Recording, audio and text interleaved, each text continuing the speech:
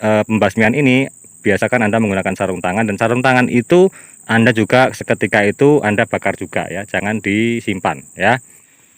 Assalamualaikum warahmatullahi wabarakatuh. Bagaimana kabarnya teman-temanku semuanya petani sawit swadaya ya, tentunya sehat-sehat selalu ya teman-teman. Semoga hidupnya tambah berkah, panen tambah melimpah. Baik teman-teman, kali ini saya akan membagi sedikit tips cara penanganan daripada jamur Ganoderma ya teman-teman. Masuk pertanyaan juga di channel Kopi Inspirasi 81, Pak, bagaimana cara menangani daripada sawit yang terkena penyakit atau jamur Ganoderma. Nah, sebenarnya banyak juga di channel-channel yang lain teman-teman cara menanganinya, cuman tidak ada salahnya juga saya juga sedikit menjelaskan tentang bagaimana cara mengatasi bila sudah terjadi seperti ini teman-teman. Bila sudah terjadi terkena dan ini akut teman-teman ya, kalau menurut saya ini sudah akut namanya ya, sudah tidak bisa ditangani pada saat berdiri karena sudah ambruk ya. Nah, kalau sudah kondisinya seperti ini bagaimana cara menanganinya. Saya jelaskan dulu teman-teman bahwasanya menurut yang punya lahan ini tidak cuma hanya ini teman-teman, bahwa pernah terjadi juga ini di sampingnya teman-teman. Nah, ini ya. Ini sudah duluan ya ambruk ya. Ini sudah duluan ambruk dan ini ke berikutnya teman-teman. Nah, ini jaraknya tidak terlalu jauh teman-teman. Jaraknya tidak terlalu jauh. Nah, bahwa penyakit jamur daripada Ganoderma ini adalah menular ya. Lewat mana? Lewat perakaran teman-teman ya. Dia berada di dalam tanah. Nah, ini cukup berbahaya bagi tanaman sawit jika tidak diatasi. Dan penyakit ini, jamur ini bisa berdiam diri di tanah selama bertahun-tahun. Nah, ya, tinggal bagaimana kita rawat dengan baik ya supaya tanaman sawit kita itu terhindar dari penyakit yang satu ini ya.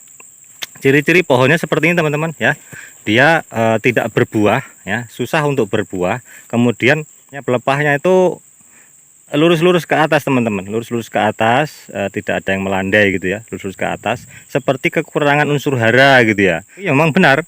Jadi kalau sawit yang terserang Ganoderma kena akarnya itu kan karena dia rapuh dan rusak, sehingga dia penyerapan unsur hara itu akan terhalang, tidak bisa menyerap, sehingga asupan itu tidak sampai ke pohon tersebut. Nah, sehingga kurus teman-teman, kurus ya, kemudian batangnya kurus, daunnya pelepahnya itu lurus-lurus ya, terlihat keras, kemudian susah untuk berbuah. Tapi bagian daripada tengah itu masih kondisinya hijau. Nah, itu seperti itu teman-teman ya. Nah, itu masih hijau teman-teman ya. Nah, jadi seperti itu.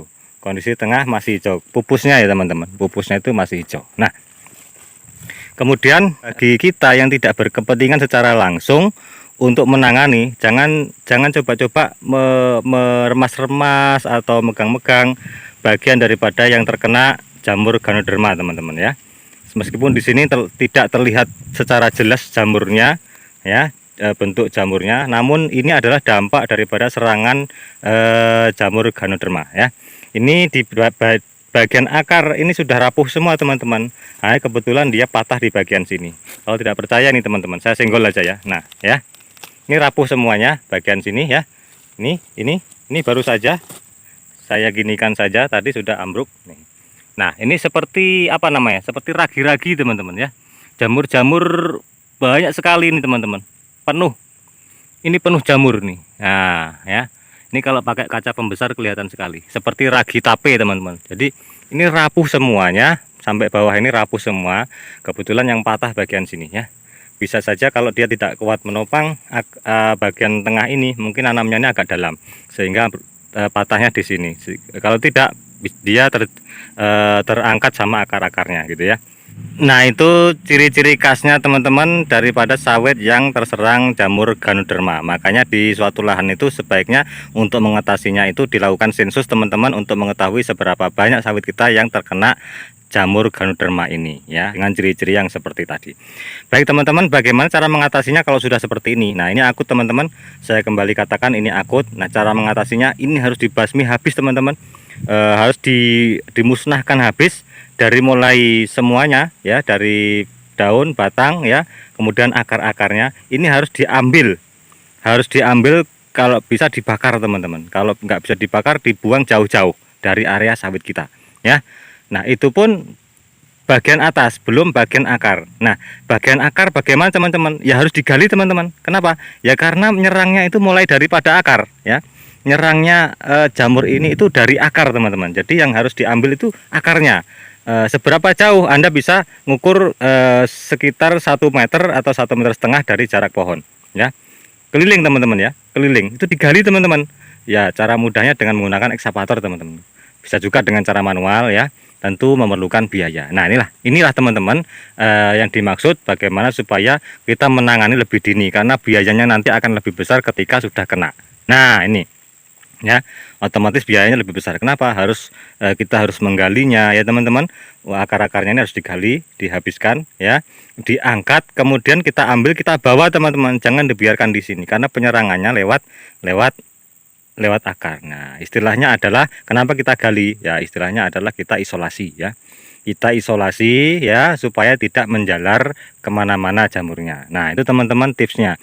Nah, setelah Anda cabut daripada akarnya dan kemudian batangnya, daunnya dan semuanya kita bawa. Nah, bagian yang lubang tadi teman-teman kita bisa memberikan dengan trichoderma teman-teman ya.